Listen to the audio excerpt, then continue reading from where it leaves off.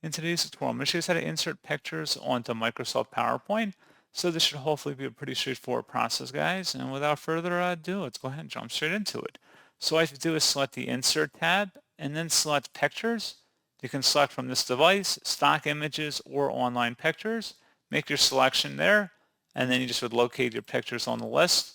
And then once you've located a picture you actually want to include onto your presentation here, you're just going to go ahead and select it and then select Insert, and that's all you have to do.